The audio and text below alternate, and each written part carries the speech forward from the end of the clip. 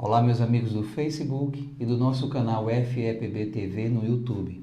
Aqui estamos, eu, José Queiroz, e a nossa queridíssima Mari Lourdes, Olá. para juntos com vocês começarmos mais um Página Aberta.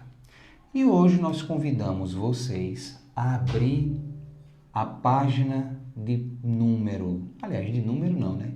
O capítulo. Do capítulo ou do ponto, como a gente costuma dizer, 54 do livro Vinha de Luz, com o título Fariseus, baseado em Lucas, o capítulo 12, o versículo 1, única e exclusiva, né, Mary? E Jesus já é bem claro, Queiroz, nesse capítulo, não é? No seu primeiro versículo, né? Porque o que é que acontece? Por que Jesus disse isso? Ele não soltou uma frase ao acaso, né? Então teve um acontecimento que o Cristo vai falar isso.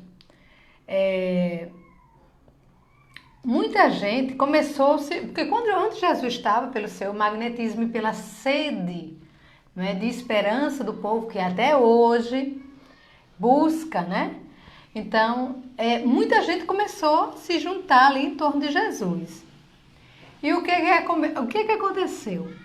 Começaram a empurrar, um empurrar outro, né? Então, de modo que se atropelavam uns aos outros, né? Aquela coisa. Aí ele olhando aquela situação, né? Ele não podia deixar em branco, de jeito nenhum. Então ele começou a dizer, né? Estavam ali os discípulos e a multidão. Então ele começou a dizer para os discípulos: guardai-vos do fermento dos fariseus. O que é o fermento dos fariseus? Ele completa, que é a hipocrisia. E aí é bem curtinho, eu vou falar dos dois versículos seguintes que amplia a nossa conversa hoje. Ele diz: porque nenhuma coisa há oculta que não venha descobrir-se. E nenhuma há escondida que não venha saber-se.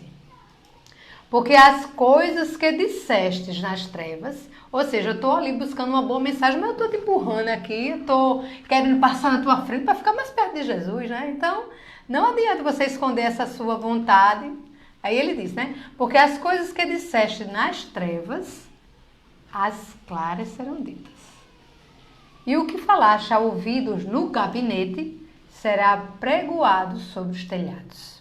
Então, nada podemos fazer na escondida achando que vamos ter vantagens, inclusive nas coisas espirituais. Porque a lei de Deus, ela está presente em tudo, né? E o que adianta esse véu do acho que sou, né? Aquele polimento externo, se internamente nós estamos com ideias deturpadas, com sentimentos de ira, de cólera, de raiva. E a gente vê que é o momento que a gente está. Exato. Esse momento está muito gritante nessa base, né? As redes sociais que deveriam estar sendo utilizadas para diminuir distâncias, aproximar pessoas, o que é que a gente vê acontecer? Elas vão sendo usadas para vitimalizar, né? No sentido de denegrir, no sentido muitas vezes de multiplicar ideias preconceituosas, conflitos, dissensões de ideias, anátemas, que nada mais focam do que confusão, do que renúncias de amizades e muitas vezes até processos até físicos, como já houve um caso na Índia, de passarem uma mensagem pelo WhatsApp, salvo me engano foi o WhatsApp o mecanismo utilizado, que tinha acontecido um determinado crime, eu não me lembro bem, Só que foi aquela história. Eu acho que foi. Pois acabou-se a pessoa sendo localizada, linchada até a morte. Olha bem a que ponto a gente chegou. Que ponto nós chegamos?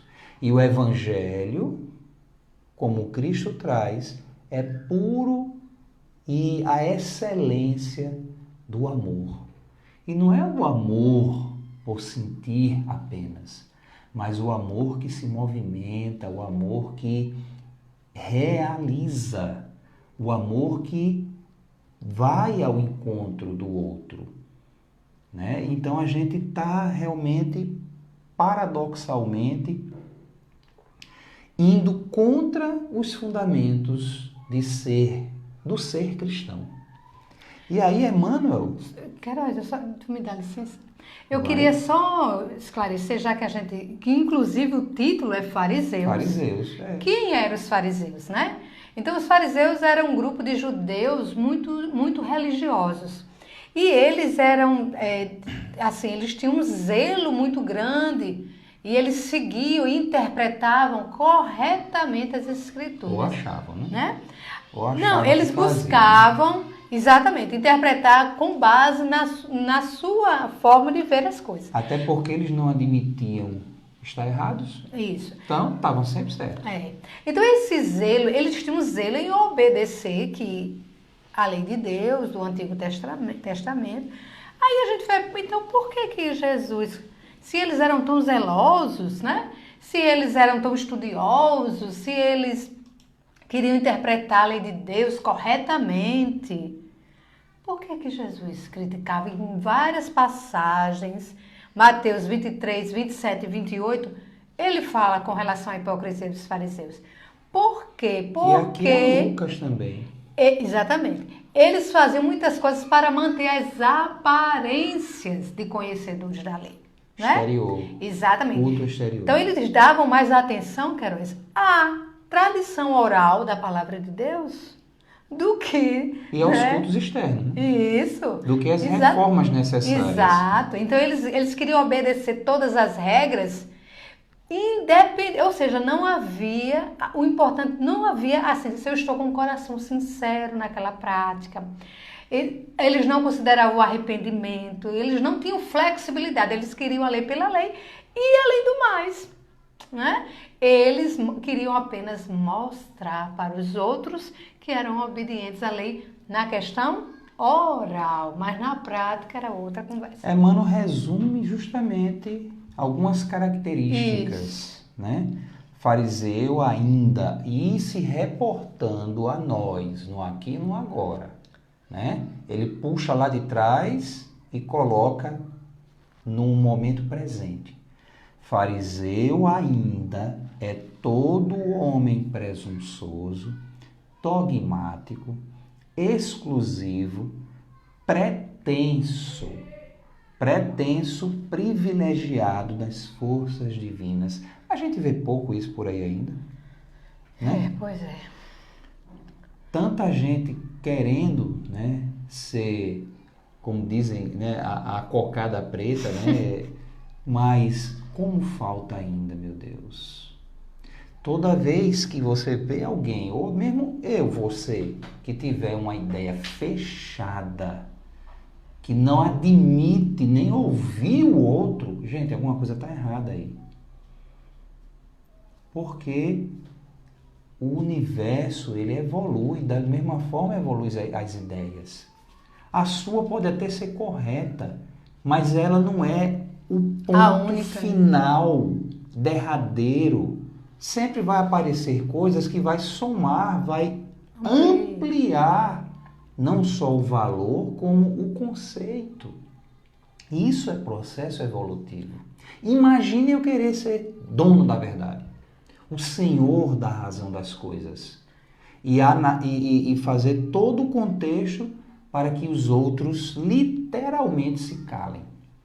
Imagina o desmantelo que é isso, né? No segundo parágrafo, Emmanuel diz: o orgulhoso, descendente dos doutores de Jerusalém, eu, você, ele, tá? está falando da gente aqui, ainda vive. Atravessa todas as organizações humanas, respira em todos os templos terrestres, acredita-se o herdeiro único da divina bondade. Nada aprecia senão pelo prisma do orgulho pessoal. Traça programas caprichosos e intenta torcer as próprias leis universais. Isso aqui é o máximo. Intenta torcer as próprias leis universais. Sabe aquela história? Entendo é o ponto de vista. Né? Sabe aquela história, né? Submetendo-as às leis, ao seu pequenino, mesquinho, insignificante e incipiente ponto de vista. Né? Que espousou em sua escola ou no seu argumento sectarista. Né? A gente, meu Deus do céu, como isso aqui, a gente vê facilmente isso acontecer. E gente, a gente está aqui no programa espírita, trazendo conceitos, né, do Evangelho, mas a gente tem que lembrar que isso aqui faz parte do nosso dia a dia, né? Em todas as questões de saber, de conhecimento e de relações, não só no campo da religiosidade. Uhum. Porque a religiosidade, conforme nos traz Jesus, e como valida e testifica e ainda por cima clarifica muito mais a doutrina espírita, sendo a terceira revelação, né? É um ponto justamente de luz, né? De caminhos diversos que nos levam a nos aproximar de Deus. Isso é a religião sobre a ótica do que o Cristo trouxe, sobre a ótica do que o Espiritismo também promulga. Mas o que é que a gente vê as criaturas humanas fazerem da religião no mundo? Muitas vezes elas fazem, nós fazemos, né? Elas não vão botar na gente. Nós somos culpados. Né? Nós fazemos até com que a própria religião ela seja uma base de dificuldade, uma base de destruição, né? Não de equilíbrio. Os conflitos que afasta e divide as pessoas. Pois é, os conflitos que a gente vê aí mundo afora, e vamos pousar na nossa realidade, no nosso Brasil, quanto ainda a gente não age por preconceito. Principalmente no campo das ideias, principalmente no campo de se achar na primazia de ter mais direito do que o outro. A gente vê, quando se fala em economia, infelizmente, a primeira base é para eu estar de bem. Um pequeno grupo, mas poucas vezes eu paro para pensar o que é essa fundamentação econômica, o que é essa resolução, o que é que essa política está fazendo com relação àqueles que estão à margem da sociedade. Aqueles que estão na pobreza mesmo, aqueles que passam de fato dificuldade, que também são irmãos nossos, também são brasileiros. Isso. Né? A gente tem que ver tudo isso, porque isso aí é o fariseu agindo ainda. Uhum. Ele se diz, ele se acha, né? Isso. Mas não é no canto da fundamentação verdadeira do sentido do evangelho que o Cristo trouxe. E a base que Emmanuel coloca aí, né, da hipocrisia do fariseu, está no orgulho. E aí a gente se reporta, Queiroz, a questão 903 do Livro dos Espíritos, quanto o Kardec, nosso querido Kardec, vai perguntar, dentre os vícios, qual o que se pode considerar radical. E aí ele diz que temo-lo dito muitas vezes o egoísmo. Daí deriva todo o mal. Estudai todos os vícios e vereis que no fundo de todos os vícios, ao egoísmo. Por mais que lhes combatem, não chegareis a extirpá-lo enquanto não atacardes o mal pela raiz, enquanto não lhe houver destruído a causa. Tenham, pois, todos os esforços para esse efeito, porque aí é que está a verdadeira chaga da sociedade. Aí ele coloca mais na frente, na questão 917, tá? Se o egoísmo é tão, né, o mal na sociedade, o que é que a gente tem que fazer para destruir esse egoísmo, né?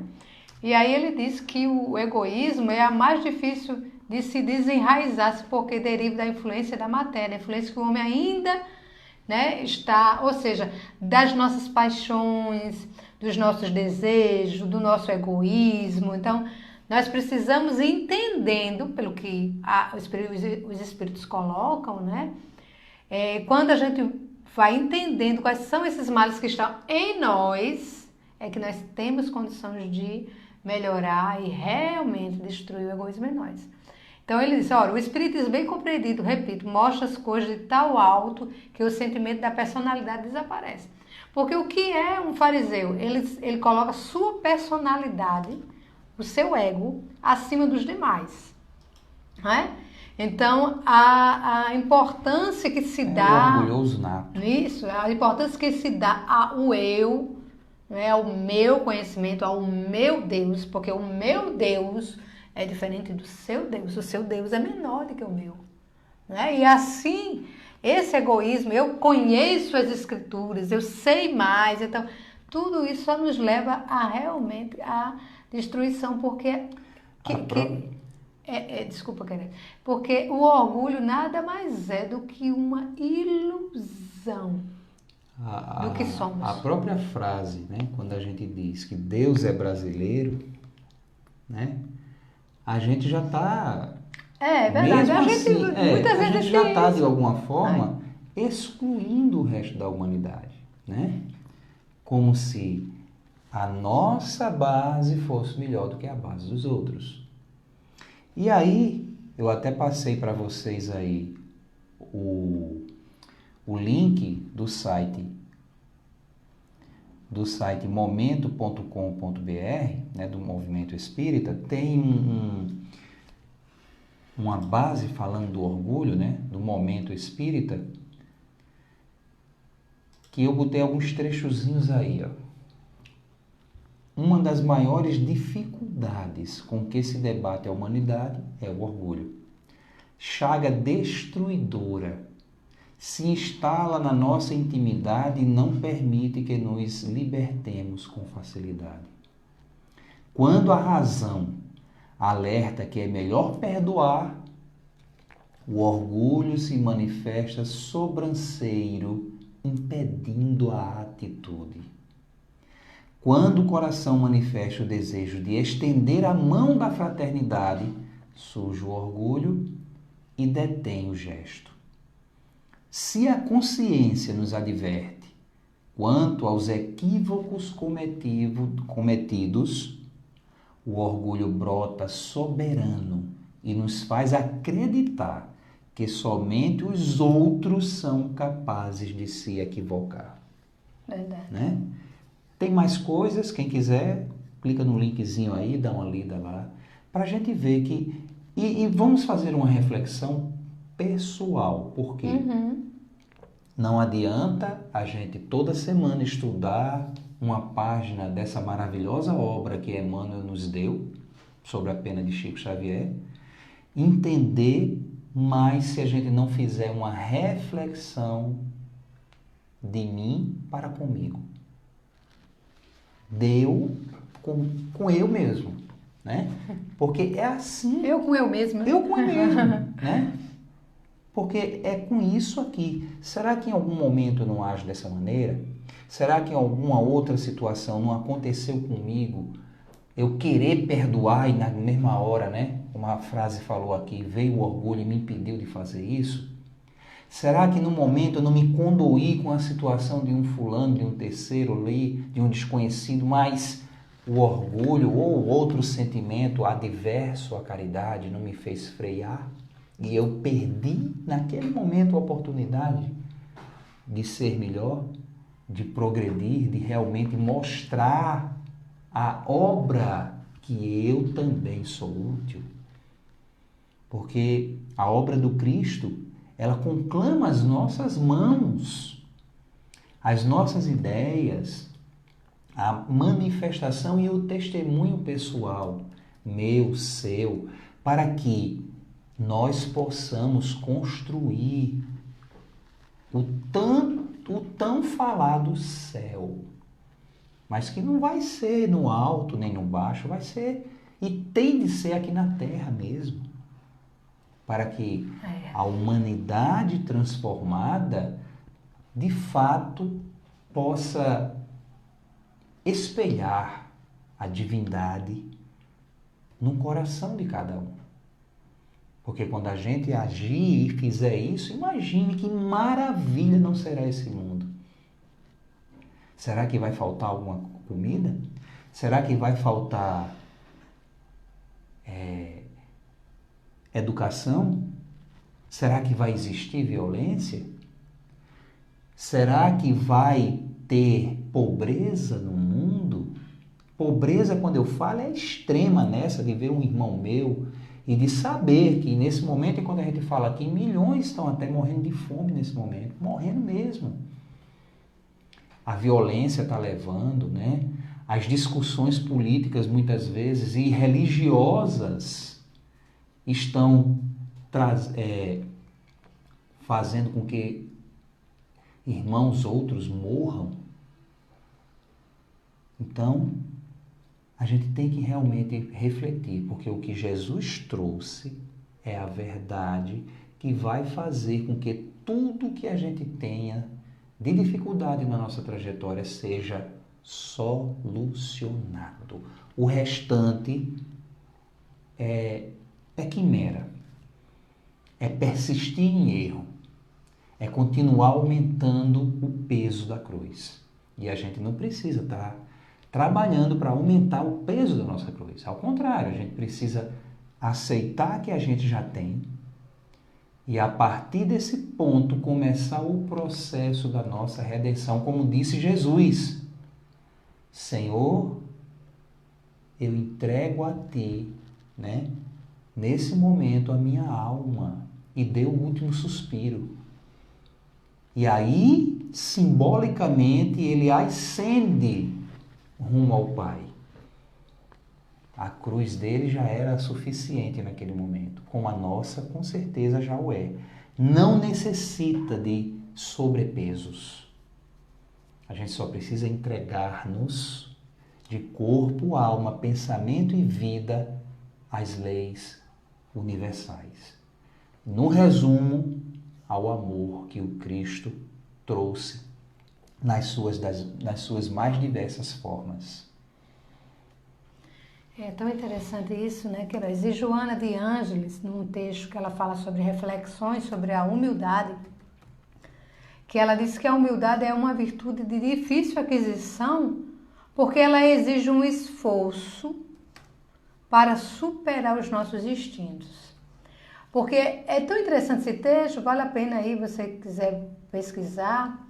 Ela é uma psicografia que foi numa reunião mediúnica no dia 10 de agosto de 2015 no Centro Espírita Caminho da Redenção, em Salvador, na Bahia. E é só colocar o título aí, vocês vão... Reflexões sobre a humildade, Joana de Ângeles. E aí ela diz, né, que essa virtude é muito difícil de ser adquirida, né, porque ela exige um esforço. E qual é o esforço isso? Olha só o que ela diz, Queiroz. Que a humildade, ela dá a condição, deixa eu pegar aqui que eu passei, olha só, a verdadeira humildade permite o autoconhecimento em torno dos valores que são legítimos, ou seja, na medida que eu posso olhar para mim, reconhecer inclusive as minhas dificuldades, que eu possa fazer essa introspecção, né? Para tirar de mim as ilusões do que eu acho que eu sou ou que eu quero mostrar. Então, aí nós vamos analisando melhor a nossa jornada aqui na Terra. Então ela diz que a humildade ela é virtude essencial para uma jornada feliz na Terra. Mediante a sua presença, percebe-se o quanto se deve trabalhar o íntimo para aformosear-se as aspirações e avançar-se na solidariedade como fundamental comportamento para o equilíbrio. Olha o que ela bota. Humildade, solidariedade. Por quê? O que faz o egoísta, Queiroz? Eu achei fantástico essa análise de Joana. Totalmente excludente e individualista. Isso. Eu não posso... Não aproxima. Exatamente. Eu não posso desenvolver a minha humildade quando eu saio enquanto do campo... ele não trabalhar meu a orgulho. solidariedade. Enquanto eu não for capaz de olhar e perceber a necessidade do outro, respeitar as opiniões, compreender que existem vários caminhos, que o meu caminho não é o único. E quando a gente fala respeitar, alguém pode dizer, não, mas fulano está equivocado, fulano está errado.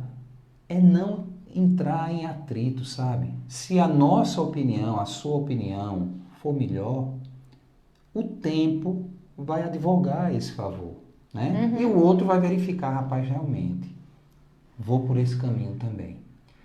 Né? A gente precisa ter essa tranquilidade, essa mansuetude, essa paz, como a gente estudou no Página Aberta da semana passada, né? Quando a gente trouxe esse tema dos mansos que herdaram a terra. Então a gente precisa, de fato, ter essa tranquilidade. Ora, se o outro está em equívoco, obviamente eu não vou me calar no sentido de ser conivente. Eu vou espelhar minha ideia, eu vou aconselhar, mas a gente não pode fazer pelo outro. Se o outro quiser arcar com as consequências do seu erro, aí entreguemos na mão de Deus. Porque Deus, sem dúvida, vai dar o caminho acertado para que o indivíduo equivocado, ele se reeduque, ele volte ao aprisco das ovelhas, porque nenhuma delas que foi colocada, né, no rebanho do Cristo, e todos nós fazemos parte desse imenso rebanho de amor, será perdido. Porque Jesus prometeu ao Pai, né, que não abandonaria nenhuma das ovelhas. Então, é sempre a gente ter essa certeza em mente e seguir adiante. Agora, lógico, quando eu estiver errado e o outro me advertir, que a gente possa, naquele contexto, né, dar a mão à palmatória mesmo e usar da humildade, como Maria Lourdes falou aí nesse trecho de Joana, e realmente seguir num passo menos equivocado e mais correto e coerente possível. Sempre pensando no conjunto, porque isso aí é interessante e vale a pena repetir. Enquanto eu estiver pensando só na individualidade, só nos meus próximos, o orgulho está muito forte. Agora, quando eu começar a pensar na coletividade, como eu começar a levar a minha ideia e os meus conceitos, as minhas atitudes e ações e pensamentos de comunhão com o bem-estar alheio, inclusive do desconhecido, aí eu vou estar no caminho mais coerente, mais correto, né? Emmanuel continua dizendo, jamais comparece, isso é orgulhoso, o fariseu, ante a bênção do Senhor na condição de alguém que se converteu em instrumento de seus amorosos desígnios, mas como crente orgulhoso, cheio de propósitos individualistas, olha o orgulho chegando aqui de novo, declarando-se detentor de considerações especiais. E quando o Emmanuel diz crente aqui, é todos aqueles que acreditam no Cristo, não é? Todos os que se acham fiéis. Não é? Porque os fariseus não eram fiéis a Deus. E é isso que ele vai dizer, né? Em seguida, Queiroz. Querido Queiroz, eu ia dizer querido. Obrigado. Os aprendizes fiéis necessitam acautelar-se contra o levedo de tais enfermos do espírito. Toda ideia opera fermentações mentais. Por isso, aí a gente entende porque o Cristo disse isso. Imagina, eles queriam ouvir o Cristo, a mensagem, a boa nova, e estava ali um empurrando o outro, né? Então, se nós somos aprendizes e nos dizemos fiéis, nós precisamos ter cautela, né? Cautelar-se contra o quê? Justamente os levedos que estão desculpe, os levedos de tais enfermos do espírito, ou seja, aquilo que pode estar corroendo o nosso comportamento, o nosso pensamento, que é o nosso egoísmo, né?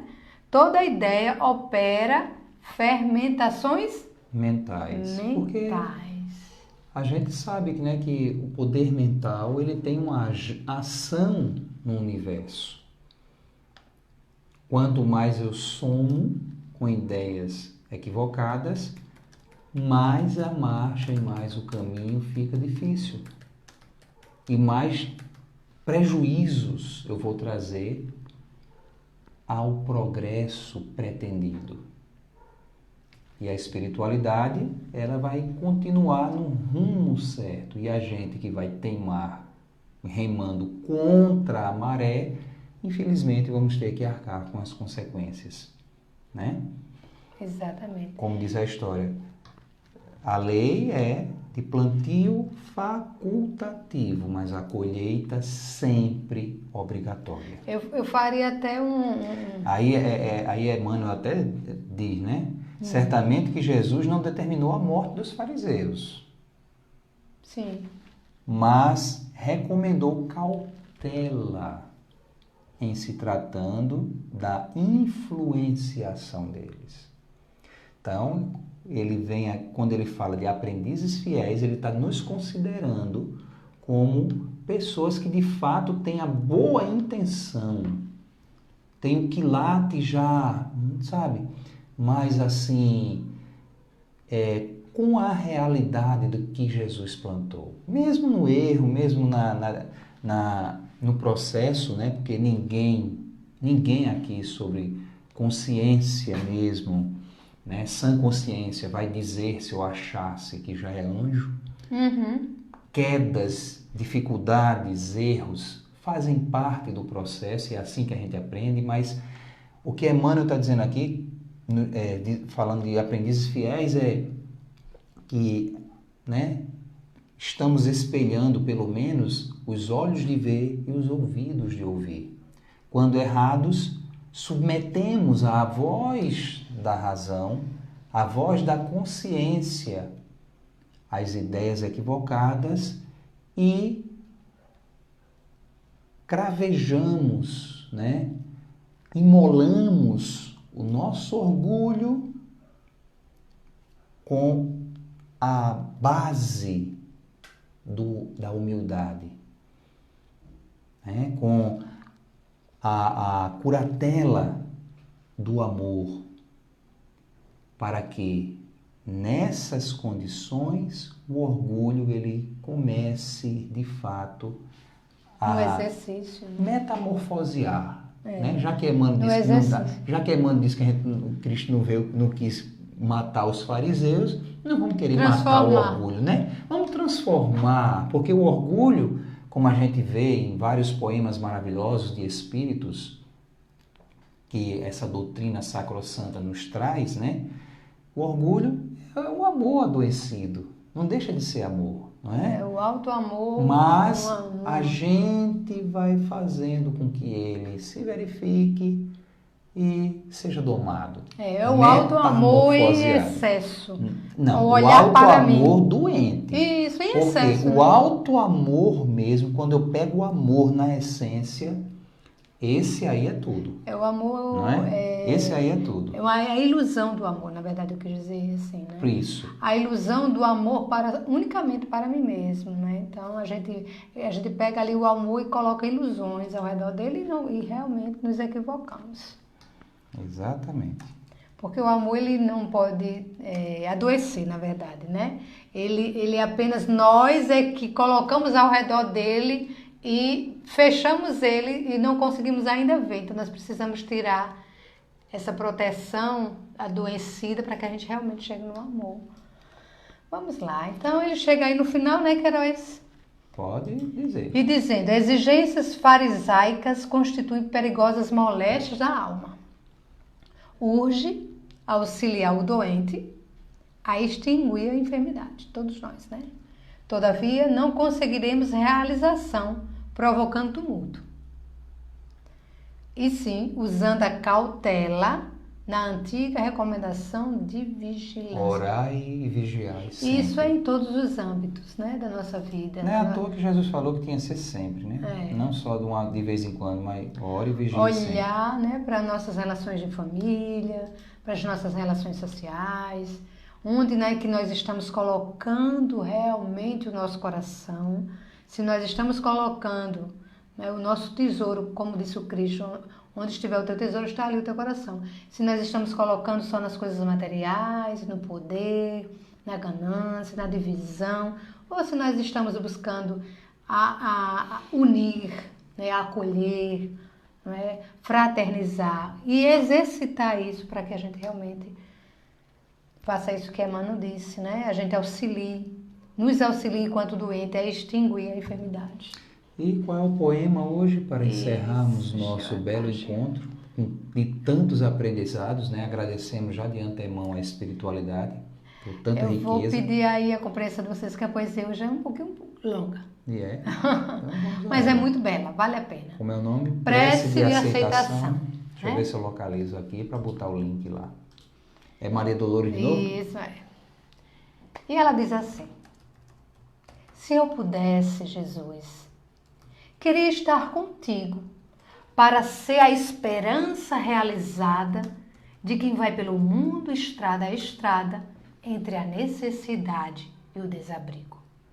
Desejava seguir-te humildemente, sem mérito embora, para erguer-me em consolo de quem chora, mostrando o coração enfermo e descontente. Queria acompanhar-te nos recintos, onde a dor leciona e aperfeiçoa, a fim de ser conforto junto dela, e, manejando a frase terna e boa, afirmar como a vida é grande e bela. Se pudesse, Senhor, conversaria com todas as crianças para dizer que não te cansas de criar alegria. E seria feliz ao converter-me em modesto recado, informando, Jesus, a todos os velhinhos que nunca estão sozinhos, porque segues conosco lado a lado. Se dispusesse de recursos, queria ser a vela, pequenina, acesa no clarão do sol que levas, de modo a socorrer os que jazem nas trevas, fugindo sem razão da bondade divina.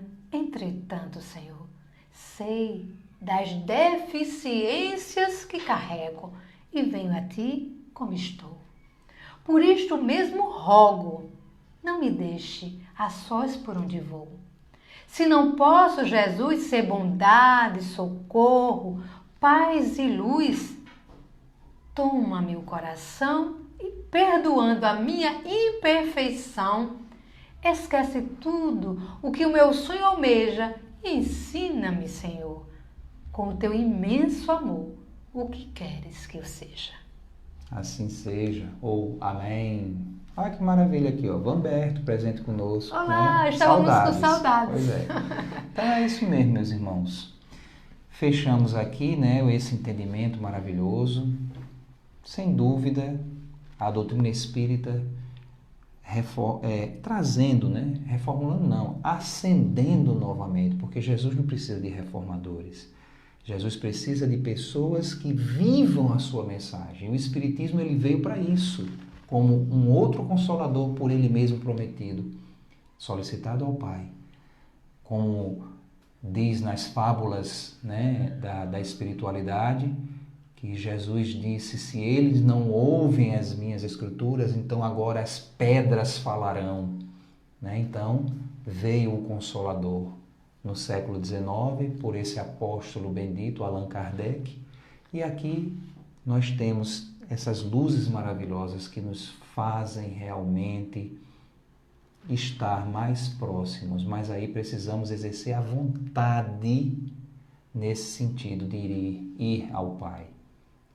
Então, sempre é bom demais ver vocês aqui, estar com vocês. Quarta-feira que vem, 8 horas, temos sempre esse compromisso, né? Então, um beijo no coração, né, Mary? Isso mesmo. E até semana que vem. E sigamos com Cristo. Hoje e sempre. Até lá. Até lá.